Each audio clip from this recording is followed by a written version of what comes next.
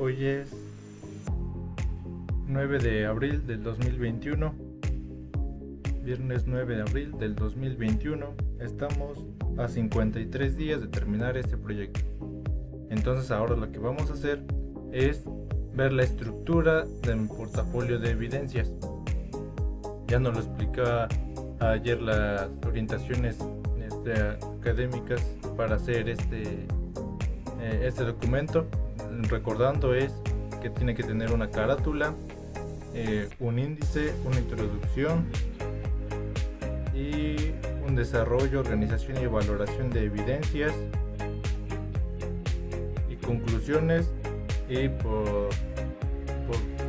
por ende también referencias, y si es posible también, para entender mejor la investigación, pues anexos como para evidenciar aún más. Eso es como lo que nos dice las orientaciones básicas. Entonces, con base a esta organización, voy a realizar mi propia estructura de mi portafolio, la cual queda de la siguiente manera. Es una portada donde se van a mostrar los datos que identifican a la institución, el título del portafolio, el autor, el asesor y la fecha en la que se realizó, y otros como detallitos ahí, quizás algunos logos, dependiendo de cómo nos lo vayan a pedir esa portada, y las reglas que existan para hacer esta portada. Aún no nos dicen bien exactamente cómo debe ser la portada, pero pues bueno, debemos enfocarnos en el contenido, no tanto como en la fachada de este documento. Después un dictamen que también nos lo tienen que dar tanto la asesora, la academia, la escuela, nos lo tienen que dar. Eso no nos corresponde a nosotros. Lo que sí nos corresponde es hacer ese trabajo. Entonces, algunas dedicatorias, estos son opcionales. Tú quieres agradecer a alguien muy especial en tu vida, en tu familia, amigos, no sé, profesores, no sé, eso es opcional. Nada más es dedicatorias o agradecimientos. Y después una tabla de contenidos o un índice, para que el que vaya a leer tu documento pueda como guiarse y decir, probablemente tiene subtítulos interesantes, o directamente puedo revisar, no sé, su metodología, directamente puedo revisar su fundamentación, directamente puedo revisar las evidencias y ir directamente a lo que le interesa al lector. Una introducción que contiene las razones, argumentos y motivos por los cuales se selecciona la opción y las competencias a demostrar. Justifica sintéticamente la relevancia y pertinencia de las competencias en función del aprendizaje, plantea los propósitos del portafolio y describe de manera sucinta su contenido. Generalmente las introducciones se hacen al final. Uno pensaría que pues, es la introducción, es lo que por ahí vamos a iniciar. Pues no, realmente no. O sea, ya hasta después de que hayas visto qué es lo que has hecho, qué es lo que tienes, qué es lo que has puesto como contenido en tu portafolio, ahí sí, ya después vas a hacer una introducción. Y lo que sí tienes que empezar a hacer es el capítulo. Los capítulos, en este caso yo voy a ponerle 4 capítulos a esto. El primero es nada más como para decir quién soy y por qué soy investigador, nada más como sustentar un poquito mi trayectoria académica y es de hablar un poquito de la normal donde estoy estudiando, ver lo que son las competencias. Aquí hay que poner tanto la definición de una competencia, cuáles son las competencias de nuestro perfil de egreso y a cuáles puedo aportar con esta investigación, y por qué sí, por qué a otras no, por qué por ejemplo a unas sí puedo aportar mucho y a otras quizás no tanto. Entonces ahí que también hay que explicar eso con las competencias. Luego saber, como les decía, qué son las competencias, de dónde vienen, quién las estableció, qué lugar ocupan en la carrera o el perfil de ingreso, el propósito también de esta investigación, o sea, para qué es qué es lo que pretendes hacer con esta investigación. Obviamente titularnos, sí, pero aparte de eso, qué aporte o qué le vas a decir a los futuros docentes, qué le vas a decir a los futuros pedagogos, qué le vas a decir a los futuros practicantes, a los futuros normalistas con este documento. Y luego la focalización del problema, o sea, cuál es como tu tema, por así decirlo. En el caso es planeación. Si algunos se fueron como, la participación en equipo de los alumnos de quinto grado primario. En mi caso es la planeación, mi propio proceso de planeación. Entonces ahí voy a decir por qué planeación, voy a justificar, puedo fundamentar desde la práctica reflexiva.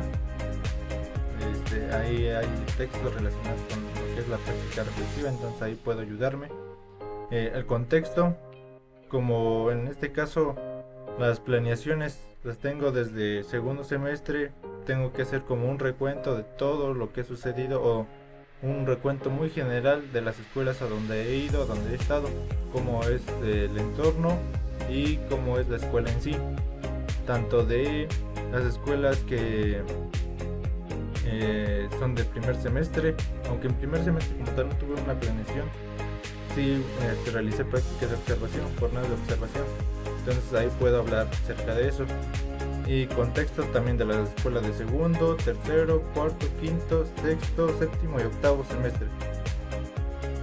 No sé, creo que no les he dicho que en las escuelas normales, bueno, al menos aquí en Querétaro, tenemos 8 semestres, o sea, 4 años. En 4 años realizas este proceso de formación inicial.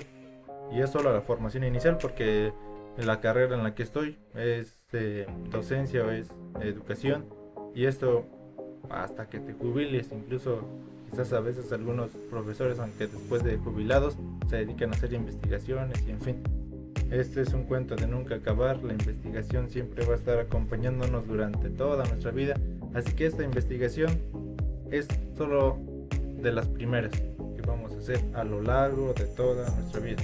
Esta investigación con respecto a la planeación en formato, en la modalidad de portafolio de evidencias, es apenas de las primeras investigaciones que estoy haciendo y que probablemente haré a lo largo de mi vida como profesional de la educación.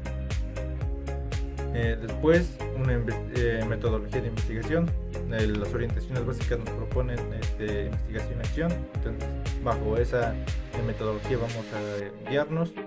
Hacer un diagnóstico de la situación de cada planeación en las escuelas, por ejemplo, qué pasó con ellas, qué pasó con nuestras planeaciones, si pude planear o no pude planear, y si pude planear, pude aplicar o no pude aplicar y por qué, o pude aplicar como lo tenía previsto o no. Incluso me puedo ayudar de un FODA como lo más fácil, o entre comillas fácil, porque hay que tener algo de reflexión y en fin, hay que recordar, hay que tener algunas evidencias a la mano. Las evidencias serán las planeaciones y quizás un cuadro comparativo entre cada escuela, si pude planear o no pude planear, incluso si quieres gráficas, aunque quizás como mi metodología es investigación-acción, quizás no necesite tanto gráficas. Los que quizás necesitan más gráficas son los de investigaciones cuantitativas, pero aún así, si por algo la posibilidad de hacer una gráfica y se quiera presentar, pues ahí es el momento de hacerlo y de presentarlo. Ahora, después de eso, nos pasamos ahora sí al capítulo 2, es donde va como la teoría de todo esto. En este vamos a ver lo que es la definición de planeación, qué es planeación, por qué planear, para qué planear, un poco de la historia, que sí existían, qué significado tenía la planeación, cómo planeaban y qué eran los avances programáticos. Avances programáticos es que antes así le llamaban a la planeación, pero aún estoy viendo si puedo investigar acerca de eso, si encuentro información acerca de esto, pues si no, lo modificamos. Y luego la estructura de una planeación educativa actualmente, cómo es, qué es lo que lleva, cuáles son sus características, que si sirve o no sirve planear, qué es lo que nos dicen los autores, y por qué es importante organizar el tiempo, qué no es una planeación, porque a veces quizás llegamos a confundir algo muy parecido, y quizás no tiene nada que ver con una planeación educativa. Y la pregunta que nos podemos hacer es que si en séptimo, o en este caso en octavo semestre, ya sabemos planear, entonces ahí revisamos con base a lo que hemos visto teóricamente y con base a lo que vamos a ver acá con lo del diagnóstico y los contextos. Ahí podemos deducir algo, aunque también pudiéramos omitir esta pregunta y contestarla ya hasta el final en las conclusiones, también es válido. En caso de tener un plan de acción, ya sea en un cronograma, en una secuencia, qué recursos voy a utilizar para realizar estos ciclos de la investigación-acción. Y ya después, en el capítulo 3, es la reflexión de la práctica fundamentada con autores, y va a ser evidencia y reflexión de cada semestre, tanto de primero, segundo, tercero, cuarto, quinto, sexto, séptimo y octavo semestre. Es una evidencia, quizás escanee las planeaciones, las ponga ahí, y después vamos a ir como analizándolas con reflexión, con base también a lo que hemos visto en la revisión teórica. Con base a todo lo que hemos encontrado acá de los autores, podemos empezar a reflexionar con estas evidencias. Y ya después, por último, una conclusión de qué se logró, qué no se logró, qué falta, qué se puede mejorar, qué no se puede mejorar, cuáles son nuestras conclusiones a las que hemos llegado con todas estas reflexiones, y prácticamente sería todo.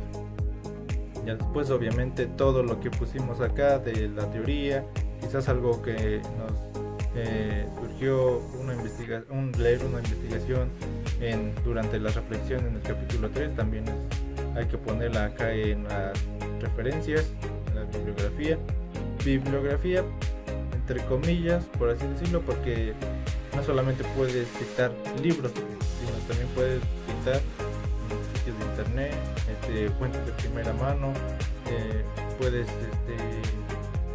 citar revistas, artículos de opinión, artículos científicos, prácticamente de todo. Pues entonces aquí sería más bien como referencias. Y apéndices por si hay alguna foto, o por ejemplo, si las evidencias de aquí son demasiado grandes, son algunas planeaciones desde el principio del segundo semestre nada más ocupaban como 2 páginas, ya las últimas planeaciones del séptimo y octavo semestre ya utilizan ya como 8 o 9 páginas, entonces quizás sea un poco incómodo para el lector leer o nada más pasar 9 páginas así, nada más sin leer nada a detalle, porque nada más son como tal las evidencias.